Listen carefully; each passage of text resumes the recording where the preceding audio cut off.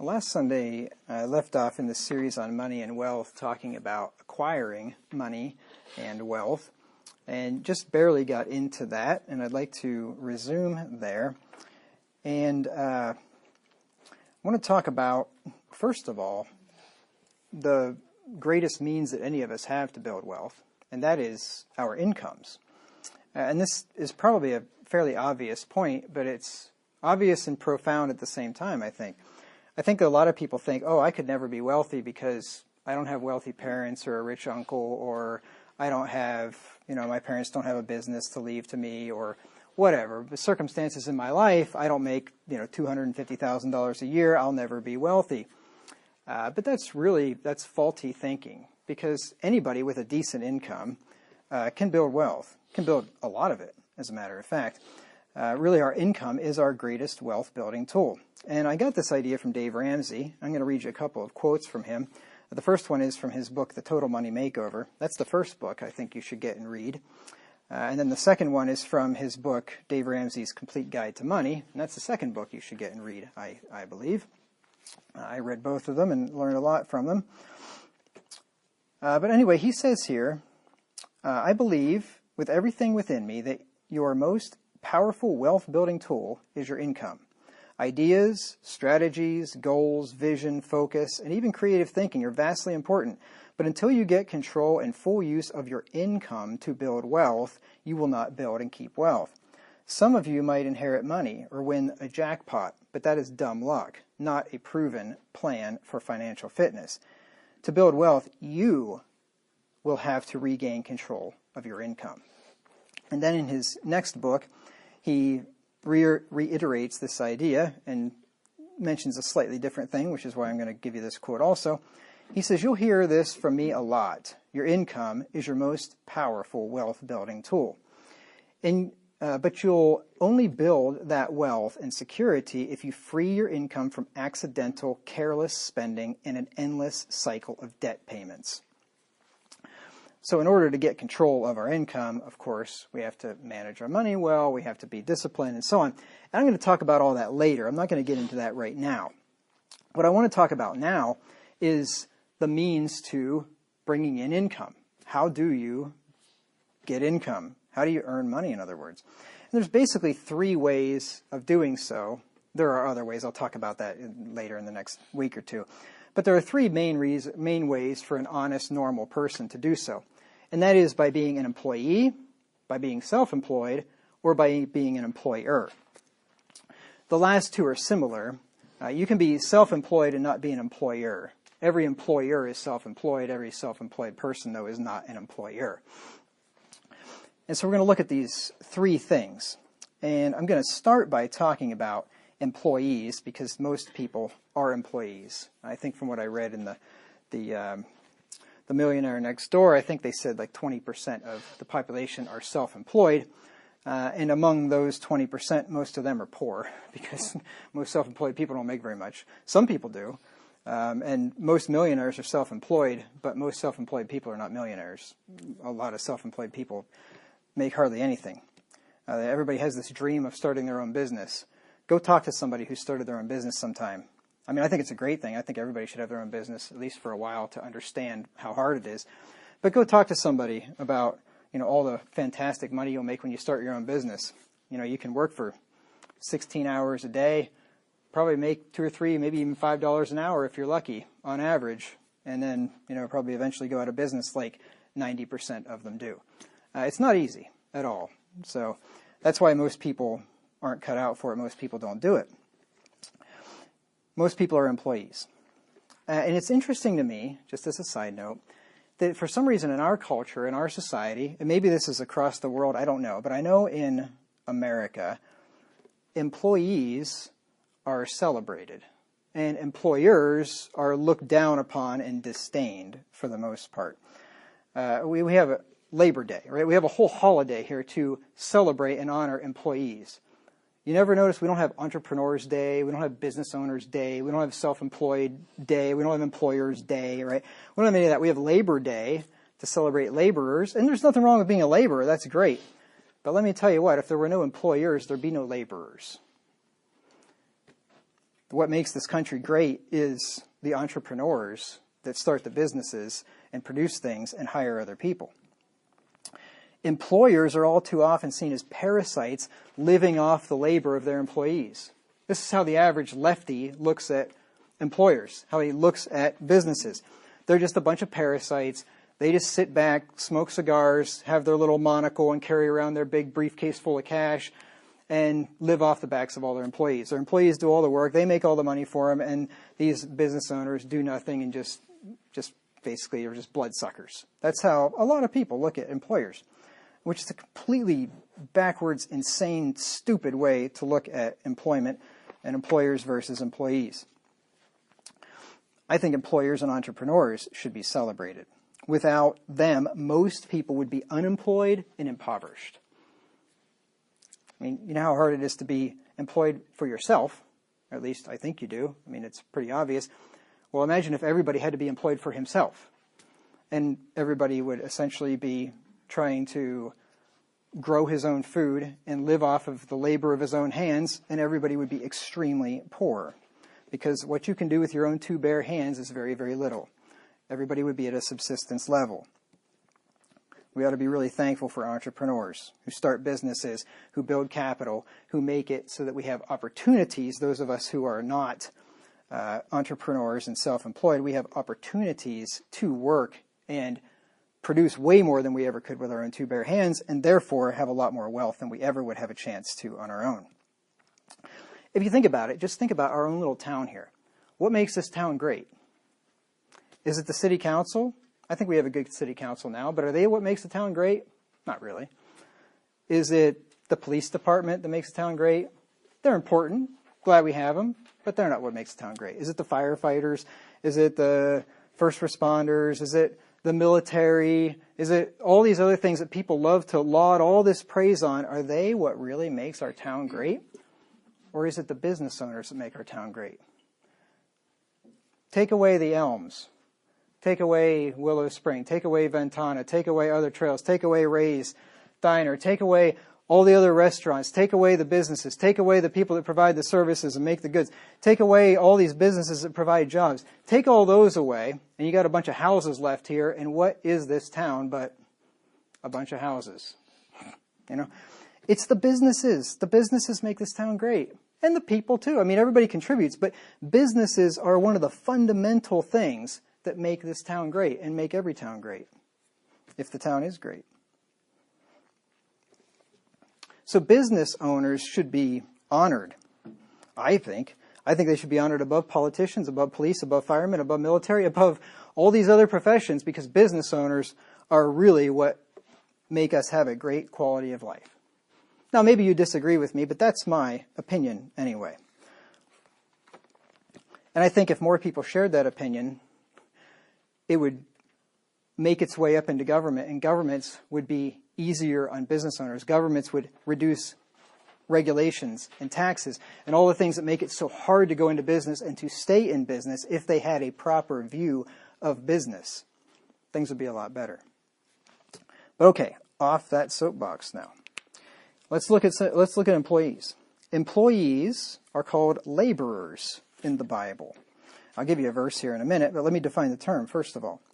A laborer is one who performs physical labor as a service or for a livelihood, especially one who does work requiring chiefly bodily strength or aptitude and little skill or training, as distinguished, for example, from an artisan, often with defining word prefixed as agricultural, like an agricultural laborer, bricklayers, dock, farmer, masons, labor, etc. So that's referring mainly to unskilled, but you can also have skilled laborers, of course, too. Second definition is one who does work of any kind, a worker. So when the Bible talks about a laborer, he's talking about an employee, a worker, in other words. And the Bible teaches that laborers earn wages. We all know this, but it's just interesting to see the Bible. You know, nothing's changed in the last 2,000 years. John 4 and verse 36. Now, the context here is a different type of laborer. He's actually talking about gospel laborers, but the principle here is the same. whether you're referring to gospel laborers or laborers, anybody that does any work for anybody. John 4 and verse 36. And he that reapeth receiveth wages, and gathereth fruit unto life eternal, that both he that soweth and he that reapeth may rejoice together. I'm not going to get into the details of what this is all talking about here. All I really wanted from that is that he that reapeth receiveth wages. So if a landowner would hire a laborer to go reap his harvest, he would receive wages for that. And laborers are hired for an agreed upon wage. If you're not hired for an agreed upon wage, you're called a slave, right? That would be a man taking you and forcing you to work and paying you whatever he wanted. Well, that's not how it works. No laborers work for whatever the employer wants to pay him. Ultimately, a laborer only works for what he agrees to work for, right? Now, the employer doesn't have to meet the employee's demands, but ultimately, if the employee is working for the employer, he's doing so because he has done so for an agreed upon wage. Let's look at this in Matthew 20, 1 through 2. This is why it irritates me when I hear people or politicians or anybody complaining about these evil corporations, these evil businesses that aren't paying people enough. The bums in Washington, D.C. or in Jefferson City or whatever who want to complain about employers not paying enough, how much are they paying people? How many businesses are these guys starting and paying people? Of course, none. Right? They've never started a business. They've never run a business. They've never paid anybody a penny. They've sucked, resources off the taxpayers their whole lives. And then they want to complain about the people that actually start the business that they're not paying enough. Think about it. The people that never paid a penny wants to condemn people that are paying other people to work for them. That's pretty irritating to me. Matthew 20, verses 1 through 2. For the kingdom of heaven is like unto a man that is an householder, which went out early in the morning to hire laborers into his vineyard. And when he had agreed with the laborers for a penny a day, he sent them into his vineyard. Now, don't think of a penny the way that we think of pennies today. Obviously, a penny back then was worth a lot more than a penny is today. Nobody in their right mind would agree to work for 8 or 10 hours for a penny today. I guess they're talking about, Trump says he's going to get rid of the penny now. Because the penny is a huge waste of money. Like, literally, it costs 3 cents to produce a penny. The federal government spends, I forget how many loses billions of dollars making pennies. So that's what happens when you debase the currency. When you take the copper out of them, they're not worth anything anymore. When they had copper in them, they'd be worth a penny, or more. But anyway, whatever a penny was, I can tell you about what a penny was. You know what a penny was worth? A day's wages in unskilled labor, going out there and picking grapes in a vineyard. Whatever you'd pay a person for a day's work today of picking grapes in a vineyard, maybe that would be $10 an hour or something like that. So back then, if it was an 8-hour day, actually looks like it was a 12-hour day. So $120, penny was worth $120 back then, something like that, whatever. So the point is, though, these men agreed with the business owner for a penny a day. Contractual agreement. Nobody's getting screwed here. Nobody's getting ripped off. Nobody has any right to complain about any wages, period. Because you know what they would be doing if the guy didn't hire him for a penny a day? Be sitting on their butts doing nothing. They'd have nothing, right? So apparently this was a good deal, or they wouldn't have done it. They would have probably taken another deal.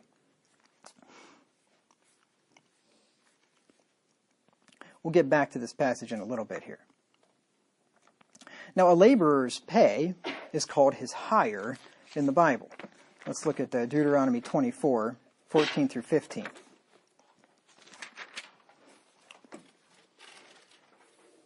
Now, I, of course, think employers should pay a fair wage. That's right. That's good. And if they don't, though, the great thing about a free market is if you have an employer that doesn't pay a fair wage, other employers are going to pay a fair wage, and those employees are going to leave that corporation, that company, and they're going to go to another one, and they're going to force the guy that doesn't pay well to pay more or go out of business. So the market will take care of all this stuff. We don't need regulations and minimum wage laws and all this nonsense that does nothing but unemploy people. That's what minimum wage laws do. You know what minimum wage laws do? They make the weakest, the least educated, the least able among us, and the youngest, they make them unemployable. That's what minimum wage laws do. Look at what happened in California. They raised minimum wage to $15 an hour, and guess what? All the fast food joints are either going out of business or they're automating because they can't afford to pay it, right? So instead of these kids, mainly, kids are the only ones that make minimum wage typically. There's a few adults that do, but for the most part, it's just kids that make it. It's their first step on the rung of the ladder to get into, better employment. And instead of giving them that first step and paying them what they're worth, which is, a kid out of high school just starting out is worth not very much, instead of paying him what he's worth and giving him a chance to, start stepping up the ladder, no, we're just going to cut those bottom rungs of the ladder off so the poor kid can't even reach the bottom rung, and now he's going to be unemployed until who knows when. It's stupid. Minimum wage laws are terrible. All they do is harm people. And furthermore, hardly anybody makes the minimum wage anyway. No, if you look at the number of non-kids that work for minimum wage, it's like almost zero. Like nobody makes it because employers are going to naturally have to pay more than that anyway. So it's totally useless. But, let me get back to this. Deuteronomy 24:14 through 15. Thou shalt not oppress a hired servant that is poor and needy, whether he be of thy brethren or of thy strangers that are in thy land within thy gates. At his day thou shalt give him his hire. See here, his hire is his pay, his wage. Neither shall the sun go down upon it, for he is poor, and setteth his heart upon it, lest he cry against thee unto the Lord, and it be sin unto thee. Now we'll get back to this passage. I want to make another point from it later. But all I really wanted from it at this point is that his wage is called his hire. And you see, in those days, you got paid at the end of every day. Now we get paid, most people get paid every 2 weeks, some get paid every week, some get paid every month. But in those days, it was every day. And the employer was required to pay that, and he would be in trouble with God if he didn't. Let me give you another verse in Matthew 20 and verse 8. Back in this passage, in this parable of the laborers in the vineyard. Matthew 20 and verse 8. So when even was come, the Lord of the vineyard saith unto his steward, Call the laborers and give them their hire, beginning from the last unto the first. So their hire, their wages, in other words. Hire is payment contracted to be made for the temporary use of anything. It's payment contracted to be made for personal service or wages. And the Bible teaches that the laborer is worthy of his wages. So when a laborer works for agreed upon wages, he is worthy of them. It is owed to him. He deserves them. And the employer is legally obligated to pay him. Let's look at Luke 10 and verse 7. Luke 10 and verse 7.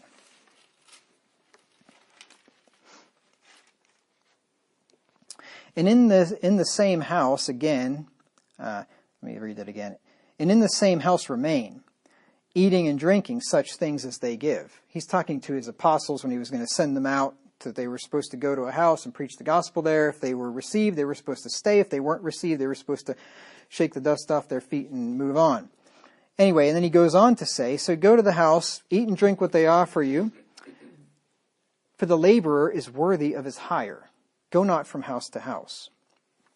Again, the context here is gospel ministry, but the principle is true regardless. The laborer is worthy of his hire. So when somebody labors, he should be paid. Paul quotes this verse here, again, likening it, showing that the ministers ought to be paid for the work that they do.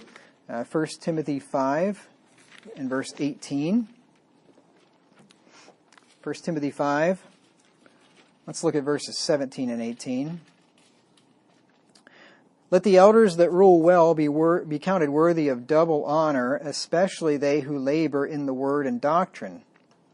For the scripture saith, now he's going to quote from Luke, where the Lord Jesus Christ said, Thou shalt not muzzle the ox that treadeth out the corn, Well, that's from the Old, pardon me, that's from Deuteronomy, from the Old Testament. Then he quotes our Lord Jesus. And the laborer is worthy of his reward. So, laborers are worthy of their wage. Now, employees, you may think that I think that the employer is just, he's the one that has, he holds all the cards, he's the one in control of everything, and the employee has nothing to say about anything.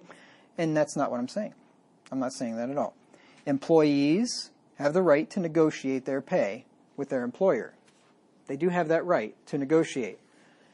And of course, negotiation's a two-way street. The employer has the right to negotiate too. They both negotiate.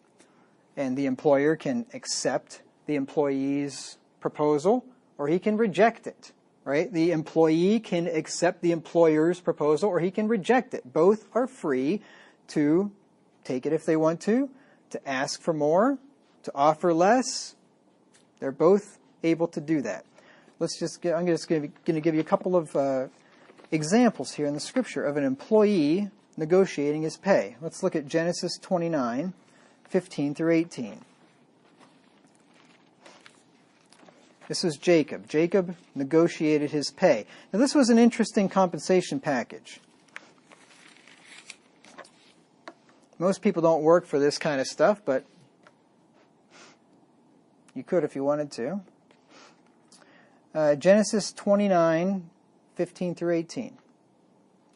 And Laban said unto Jacob, Because thou art my brother, shouldest thou therefore serve me for naught, for nothing, in other words. Tell me, what shall thy wages be? And Laban had 2 daughters. The name of the elder was Leah, and the name of the younger was Rachel. Leah was tender-eyed, but Rachel was beautiful and well-favored. And Jacob loved Rachel, and said, I will serve thee 7 years for Rachel thy younger daughter.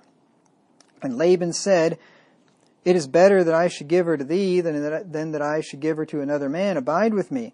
And Jacob served 7 years for Rachel, and they seemed unto him but a few days for the love he had to her. Now Jacob was a wily man, but he wasn't a very good negotiator. You don't start off with 7 years, for goodness sake. Say, I'll serve you a year for her, or maybe 7 months or something. And then he'd be like, oh, no, a year, she's worth way more than that. And then, maybe work your way up to 7. You don't start at 7 years, are you crazy? But anyway, and then because he was such a dolt, he ended up serving 14 years for her because Laban pulled the old switcheroo, gave him Leah instead of Rachel. Apparently there were no lights in the bedroom or something, I don't know. He didn't even realize it until after the fact. And then he wants his real wife, and he's like, well, you got to serve another 7 years for her. So, although Jacob and Laban were I think the two of them deserved each other, because Jacob was a shyster also. He stole his brother's birthright. And so anyway, sometimes what goes around comes around. But the point is there, he negotiated his wage. What shall thy wage be? I want Rachel, and I'll work for 7 years for her. So there's nothing wrong with an employee negotiating his pay. And then Jacob did this again with Laban in Genesis 30, 25 through 34. And it came to pass, when Rachel had borne Joseph, that Jacob said unto Laban, Send me away, that I may go unto mine own place, and to my country. Give me my wives and my children, for whom I have served thee, and let me go, for thou knowest my service which I have done thee. And Laban said unto him, I pray thee, if I have found favor in thine eyes, tarry, for I have learned by experience that the Lord hath blessed me for thy sake. And he said, Appoint me thy wages, and I will give it. You see, the employer doesn't always have the upper hand. Here Laban's the employer. Jacob wants to quit, and Laban says, No, I want to keep you. What do I have to pay to keep you? And this is the thing. If you're a good employee and you're diligent at your job, and you go to quit, your employer is going to say, What do I have to pay to keep you? That's why if you don't think you're being paid enough, and you want to switch jobs, go out and look for another job, but never accept another job and sign the contract before you talk to your employer. Because a lot of times your employer will say, oh, no. What did he pay you? I'll match it. Now, you don't always want to do that, because if he wasn't paying you what you were worth in the first place, then you might not want to work for the guy, right, if he was not smart enough to pay you what you were worth. But it's also easier to stay in a job that you already know than it is to move to another one you don't know, and then you don't know how long that job might last. So I've known people that have done this, that were concerned they were going to lose their job, went out and interviewed, found another job, and accepted it, and then went back and turned in the 2 weeks' notice, and the employer says, "What do you want? I'll give you anything."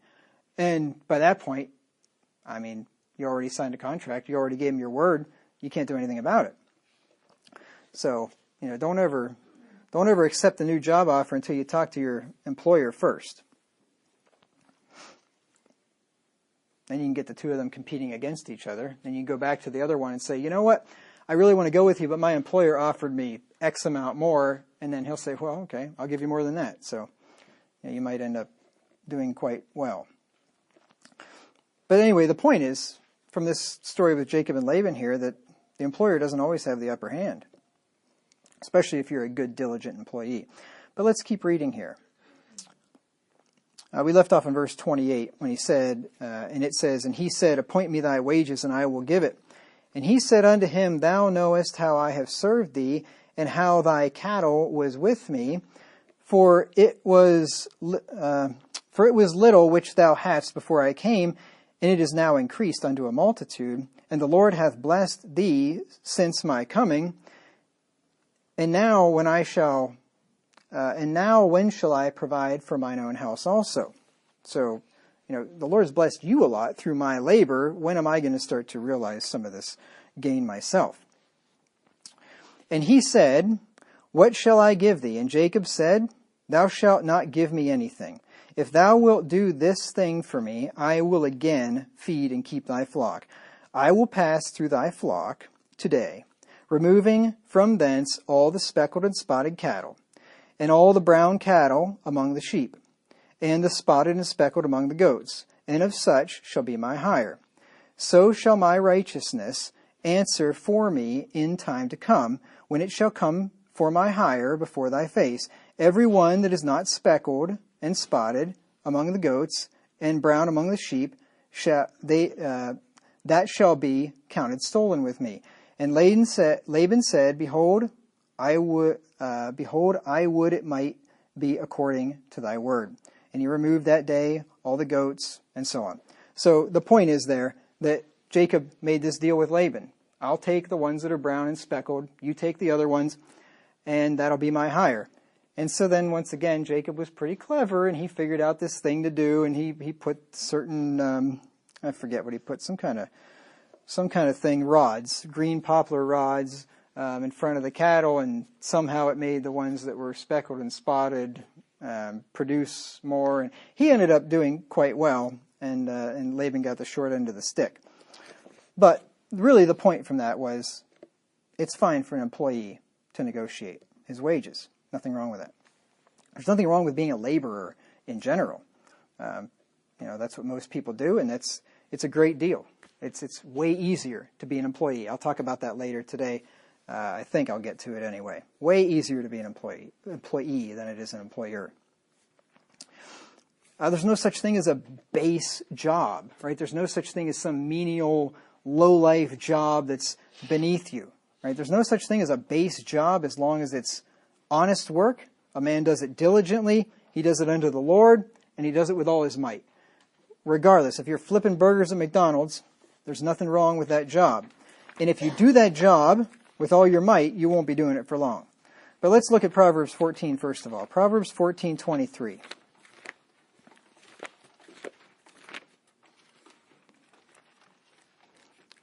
That's why, getting back to the minimum wage thing, people say, well, it's impossible. These people that work at fast food joints, they're not making a living wage. They can't possibly provide for their families.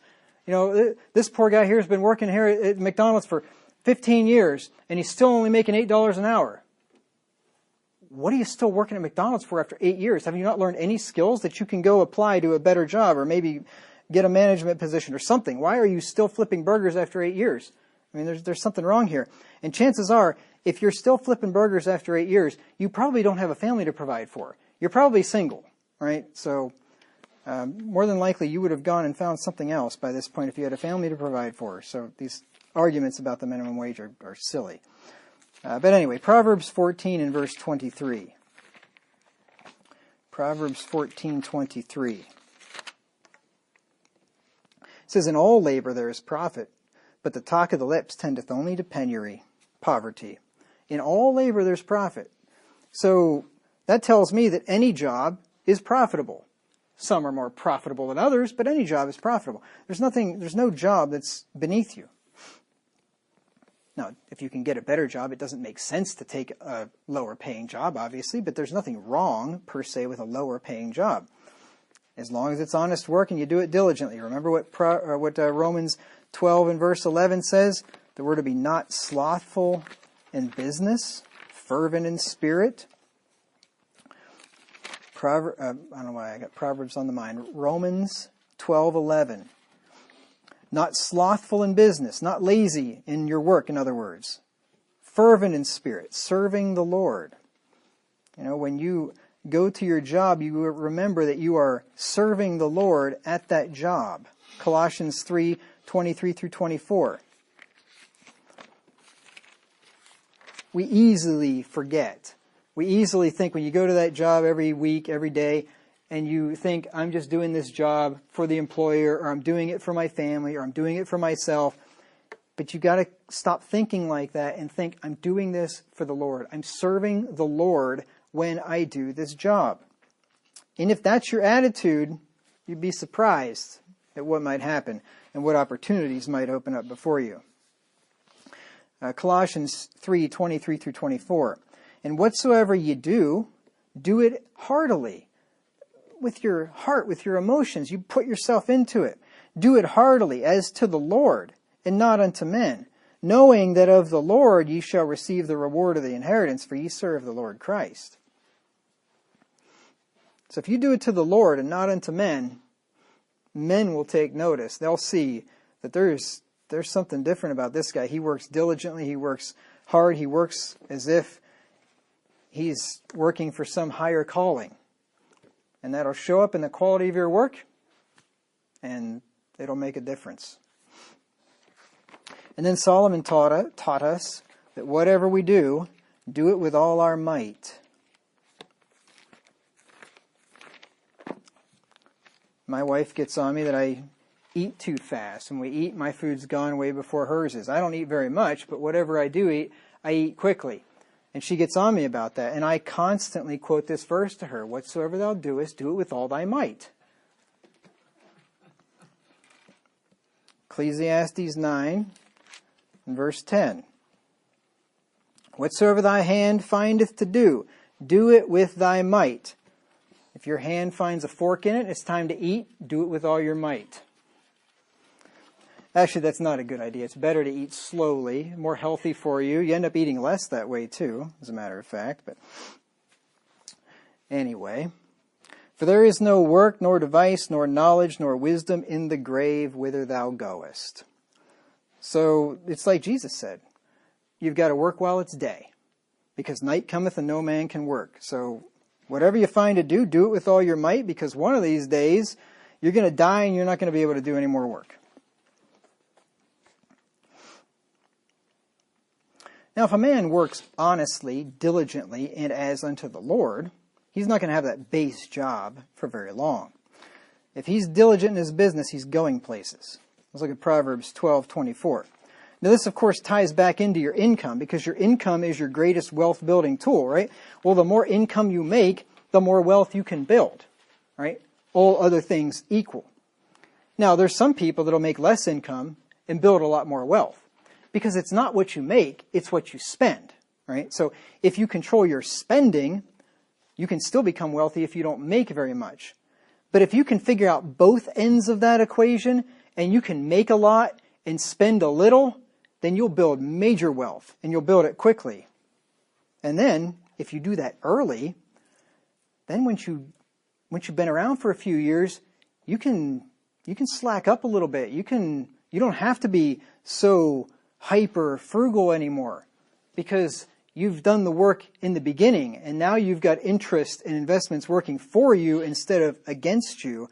And then, you can enjoy your life after that. You don't have to be quite so strict with yourself. If you do it the other way around, though, you have all your fun in the beginning of your life, you're going to work till the day you die. But we'll talk about that later. But he that's diligent in his business is going places. Proverbs 12 and verse 24.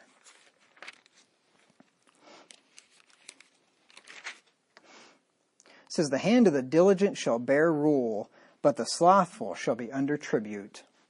Now, whether that's bearing rule in a civil sense or whether that's bearing rule in a company, right? Whether you're the owner of the company or you're a manager in the company, if you are diligent, you are going to bear rule. You're not going to be a peon for long. You're going up the ladder. You're moving places.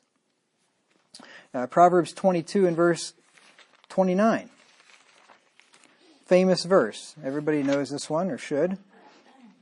Proverbs 22:29. Seest thou a man diligent in his business? He shall stand before kings. He shall not stand before mean men. Mean meaning base or average, right? Not meaning unkind, like we use it today. If you're diligent in your business, you'll stand before kings. Now, I've got some examples of people that did that very thing. Joseph, Daniel, people like that. We'll look at that here in just a minute. Diligent, when speaking of persons, which is the primary definition, means constant in application, persevering in endeavor, assiduous, industrious, not idle, not negligent, not lazy. So a diligent person works hard and steadily. He doesn't goof around. He doesn't take a bunch of breaks all the time. He works with constant application and perseveres. Not idle. It says there a diligent man is assiduous. Assiduous is constant in application to the business in hand, persevering, sedulous, unwearyingly diligent. And then it also said that diligent is industrious. Industrious is characterized by or showing intelligent or skillful work, skillful, able, clever, ingenious. It's characterized by or showing application, endeavor, or effort, painstaking, zealous, attentive, careful. That's what's wrapped into that, the man that's diligent in his business. He works hard, he works constant when he is working. He also takes, he takes rest too, but when he's working, he works constant. He works intelligently and skillfully, cleverly, ingeniously, attentively, zealously, carefully, painstakingly. That's the diligent man. And when you find a person that works like that, you're going to be calling him sir very soon, because he's going to be way up the list. He that works diligently will prosper. Proverbs 10 and verse 4. So if you want to increase your income, work diligently. You'll probably get a lot further in life working diligently than you will going and pursuing advanced degrees in education. You'll more than likely, in most circumstances, you'll get a lot further and have a lot less upfront cost doing it that way. Proverbs 10 and verse 4. He becometh poor that dealeth with a slack hand, but the hand of the diligent maketh rich. See how these are set in contrast with the word but there? The hand of the diligent is in contrast to the man that deals with a slack hand. I still remember, I don't know if you remember, Austin, when you did your exhortation up in Minneapolis on this topic. I forget exactly what you called it. And you read that verse and you said, that people that are lazy are called slackers. And I never thought about that before. He that dealeth with a slack hand, a slacker, in other words. He's going to be poor. But if you're diligent, you'll make rich. That's if you're diligent and you're wise. If you're diligent and you're a spendthrift, you're still going to be poor. So you got to both. You got to work hard and be wise with your money, which is going to be a big theme in this study. Proverbs 13 and verse 4 said, the soul of the sluggard desireth and hath nothing, but the soul of the diligent shall be made fat. See, the lazy guy, he just wants what the wealthy guy has. He doesn't want to work for it. He just wants it, right? He desires, but he has nothing. The diligent goes out there, yeah, he wants it, and he goes out and works for it, and he gets it, right? That's the difference between lazy people and industrious people. And then Proverbs 21 and verse 5. Proverbs 21 and verse 5. The thoughts of the diligent tend only to plenteousness, but of everyone that is hasty, only to want. And that's probably one of the big keys to people who are successful, self-employed people, entrepreneurs, business owners, is that their thoughts tend to plenteousness. They're thinking about how to be more efficient, how to produce things in a better way, how to meet their customers' needs and desires, right? Their thoughts are always thinking towards those ends. And when you think like that, when you have thoughts like that, it tends toward plenteousness. But people that are hasty and they don't think before they act and they just jump into something without having a business plan, without thinking it through, they end up coming to want. And that's why you see these businesses downtown. They're in and out. I mean, a lot of these places, in and out. They open up a little shop, it's there for a few months, and it's out of business. And I'm sure they really tried, they really worked hard, but they probably didn't think it through very well. They didn't have a business plan. They probably didn't do market research to figure out, is what I'm producing here, what I'm selling here, is this what people need and want or not? And so if you don't think like that and your thoughts don't tend to plenteousness, you're going to come to want. And that's sad. It's a terrible thing. It's a very painful thing for a business to fail. So let me give you some examples here of people in the Bible who were diligent in their business and they were promoted for it. Let's look at Joseph. Genesis 39, 1 through 6.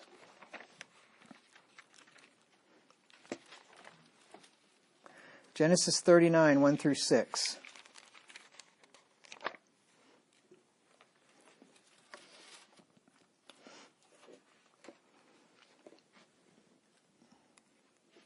And Joseph was brought down to Egypt, and Potiphar, an officer of Pharaoh, captain of the guard, an Egyptian, bought him of the hands of the Ishmaelites, which had brought him down thither. Remember, Joseph's brethren sold him into slavery, sold him to the Ishmaelites, and they took him down into Egypt. And here he's sold as a slave.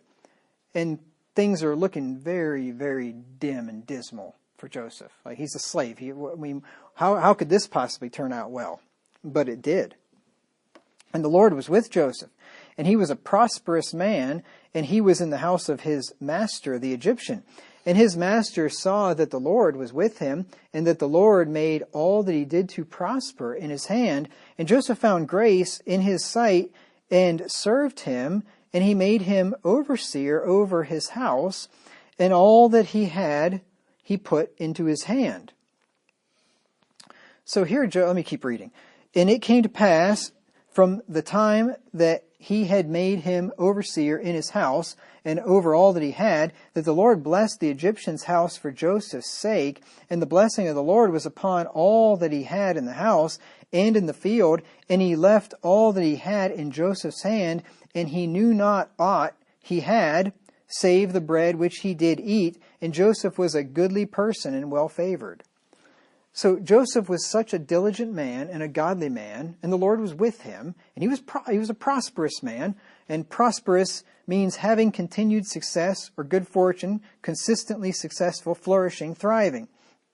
So he was a diligent man, and this master that he's under, that bought him as a slave, he sees how this man works and how diligent he is and productive he is. And so he puts him in charge of his house. And then his wealth just starts to increase. I mean, this man's house and his fields and everything are doing so well because of Joseph. And then he just puts everything under him. Joseph's managing his entire estate. This guy the only thing he knows is the food that he's eating every day. That's the only thing. He's not even aware of anything else he has besides what he's eating, because Joseph's doing everything. See, this is the man that was diligent in his business, standing before kings, not before mean men. Well, then Potiphar's wife tries to get Joseph to lie with her. And Joseph rejects that. And she makes up this story. And he tried to rape her, and then he ends up being put in prison. The Potiphar took his wife's word over Joseph's. Apparently he didn't know his wife very well. So Joseph ends up in prison. And now he's as low as it gets again. He's in I'm sure this was a miserable place to be, in an Egyptian prison. But guess what? Joseph was diligent in the prison, and he got put in charge of the prison. And then eventually he gets released from the prison, and he ends up becoming prime minister of Egypt. Genesis 41:39 through 43. And Pharaoh said unto Joseph, Forasmuch as God hath showed thee all this, that was the dream that he interpreted, there is none so discreet and wise as thou art. Thou shalt be over my house, and according unto thy word shall all my people be ruled. Only in the throne will I be greater than thou. And Pharaoh said unto Joseph, See, I have set thee over all the land of Egypt. And Pharaoh took off his ring from his hand, and put it upon Joseph's hand, and arrayed him in vestures of fine linen, and put a gold chain about his neck. And he made him to ride in the second chariot which he had. And they cried before him, Bow the knee. And he made him ruler over all the land of Egypt. And Pharaoh said unto Joseph, I am Pharaoh, and without thee shall no man lift up his hand or foot in all the land of Egypt.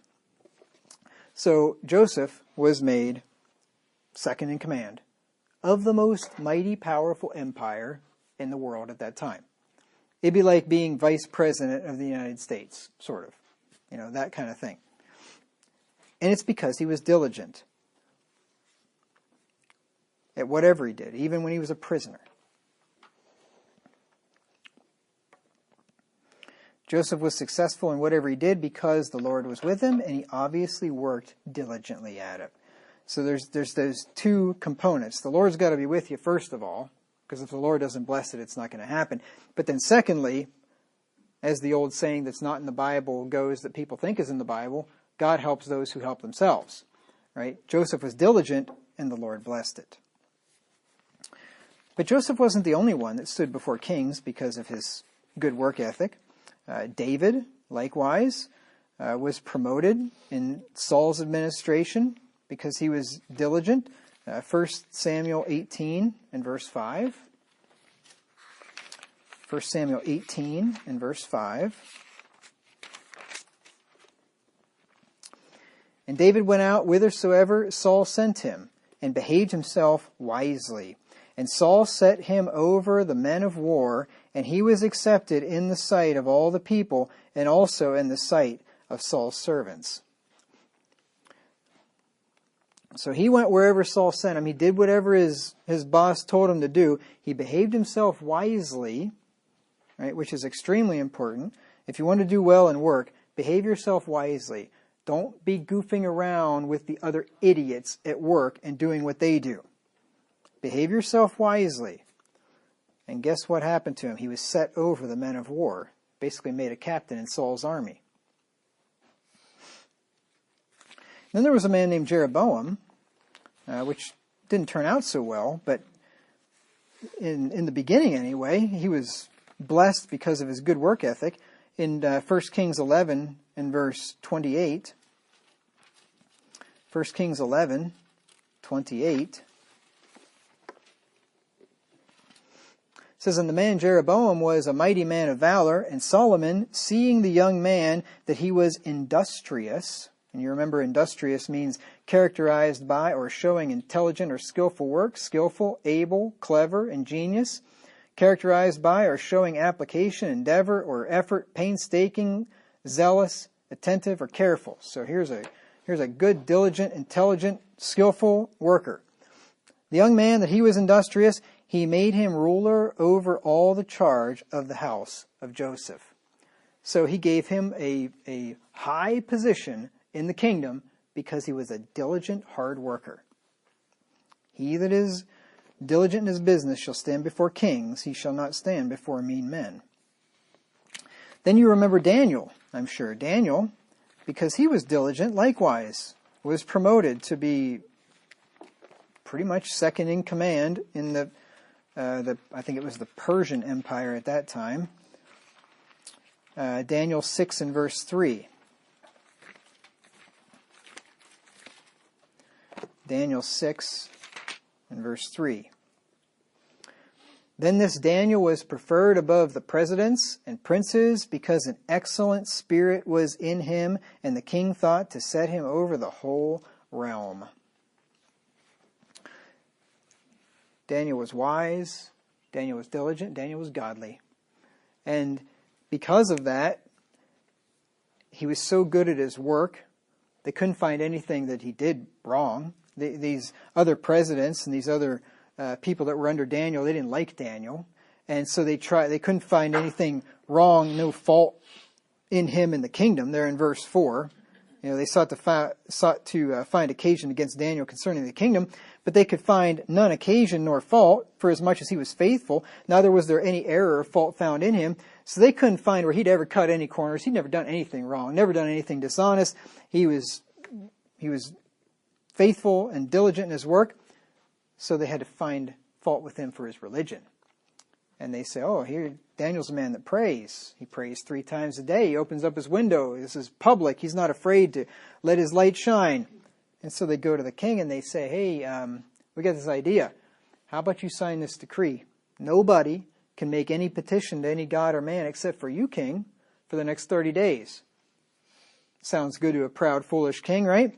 And he signs the decree. And it's the law of the Medes and the Persians that altereth not, so you can't change it.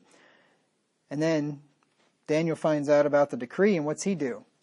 He goes and hides himself in his house and closes up the windows so nobody can see, and he prays in secret. And then he deceives himself, saying, well, it's okay. I mean, I'm still praying. It's all right, No. He goes up in his house. He opens his window. He does just like he did before, and he prays. And then they take him before the king. He gets thrown in the den of lions, and the Lord saves him out of the den. Close the lions' mouths. That's the kind of a man who's going places. And then you have the Apostle Paul in the New Testament. The Apostle Paul was diligent in his business. And he went places. In this case, he was going places in the ministry. 1 Corinthians 15 and verse 10. 1 Corinthians 15:10. Paul writes here, he says, but by the grace of God, I am what I am. So he recognizes that he couldn't do any of it without God. Just like Joseph, right? It said of Joseph that the Lord was with him. Joseph couldn't have done any of that. Joseph would have never been promoted to chief of Potiphar's house or to prime minister of Egypt or anything without the Lord with him. So Paul recognizes that it's the grace of God. By the grace of God, I am what I am. And his grace, which was bestowed upon me, was not in vain. See, God, this wasn't done for nothing. Right? God bestows this grace on him for a reason. But I labored more abundantly than they all. Yet not I, but the grace of God, which was with me. So yes, Paul had God's grace, but then Paul took God's grace and he labored more abundantly than the rest of the apostles. He worked harder than the rest, and it showed. Because Paul primarily turned the world upside down, almost single-handedly. He had some help, obviously. But Paul worked so much harder than the rest that fully half of the books of the New Testament are written by him. All the rest of the writers of the New Testament combined did not write more books than Paul. The grace of God was not bestowed upon him in vain. He took what God gave him and then used it to the best of his ability. And he said that he was not behind the chiefest of the apostles. 2 Corinthians 11 and verse 5. Paul says, for I suppose I was not a whit behind the very chiefest apostles. Not behind them a bit. Even though he started out a lot later than they did, right? Those men had the blessing of having walked with Jesus for 3.5 years. The other apostles did. 3.5 years they spent walking with Jesus, learning of him personally, up close, hearing his teaching. They had 3.5 years at least, or maybe a little more. I'm not sure exactly when Paul was converted, but they had at least 3.5 years of extra experience. And yet Paul labored more diligently than they all and was not a whit behind even the chiefest of them. 2 Corinthians 12 and verse 11. He says, I am become a fool in glorying, ye have compelled me, for I ought to have been commended of you, for in nothing am I behind the very chiefest apostles, though I be nothing. Not only was Paul at the top, Paul was also humble, though I be nothing. Paul recognized without the grace of God, he would have not been able to do anything that he did.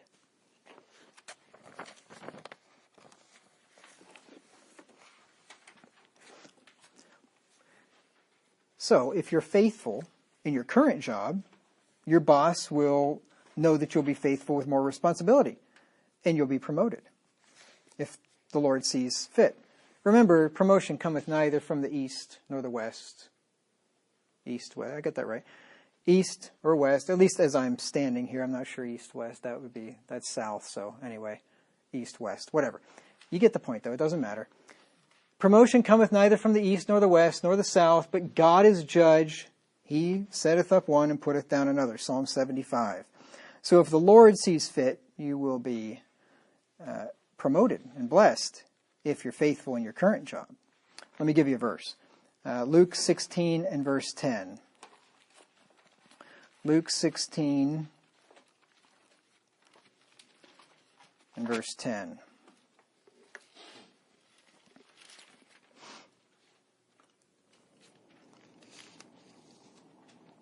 Jesus said, he that is faithful in that which is least is faithful also in much.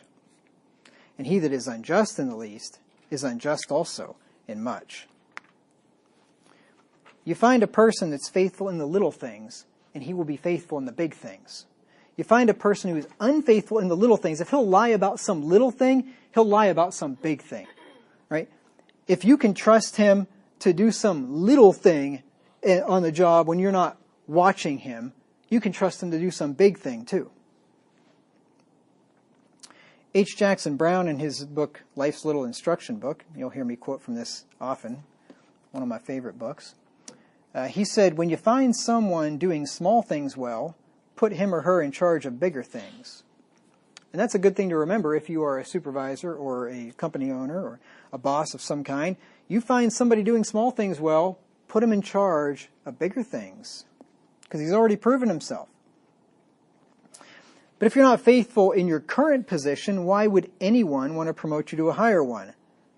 Except in some perverse circumstances where, especially where unions are involved, where you do such a terrible job that they promote you to get rid of you. This happens all the time. He's such a lousy guy, but we can't fire him, so we'll promote him to get rid of him. And then he'll be somebody else's problem. Happens all the time. It's stupid. That's the problem with unions. I'll talk about that probably tomorrow, next week. I probably won't get to them today because I'm running short on time. But verse 11, Luke 16:11. If therefore ye have not been faithful in the unrighteous mammon, who will commit to your trust the true riches? You know, if you can't be faithful in the little stuff, who's going to commit the real stuff to you? Right? You think God's going to bless you with a promotion if you can't be faithful in the little that he's given you? You think he's going to give you more? You think your boss is going to do any differently? And if you're not faithful with your employer's equipment or his money or his customers, why would God give you your own business? Verse 12, Luke 16:12. And if ye have not been faithful in that which is another man's, who shall give you that which is your own? You think God's going to bless you with your own business if you're not faithful with your employer's business? You need to have, when you're an employee, you need to have an ownership mindset. You need to, in your mind, pretend that whatever you're working with, you own. It's yours, because you always treat things that are your own better than somebody else's, in many cases anyway. It should really be the opposite. If I borrow something from somebody, I'm very, very careful to make sure I don't do anything to harm it. I'd probably be more careful with other people's stuff than my own in many cases. But you need to have that ownership mindset. I think it was Jim Ruma. He didn't tell me this, but he told somebody else this who told me. He said, when you work for somebody else and you have an office, you have a cubicle in some office somewhere, you consider that as your own, basically like this little office here, you're renting this from your employer. You are a self-employed entrepreneur. I don't know if that's what he said, but that's what I'm thinking. You're the business owner and you're renting this little space from your employer, and you're going to treat this like it's your own business. And whatever you have to do for this employer, you treat it like it's your own business. And I can definitely tell you that. Nobody treats your business like it was their own. No, that's why you can't. Typically, you think, oh, I'm going to buy a restaurant and pay somebody else to run it for me. Good luck. You're going out of business. Ain't going to happen, more than likely. Because nobody cares about your business like you care about it. Nobody will do for your business what you will do. It's just human nature.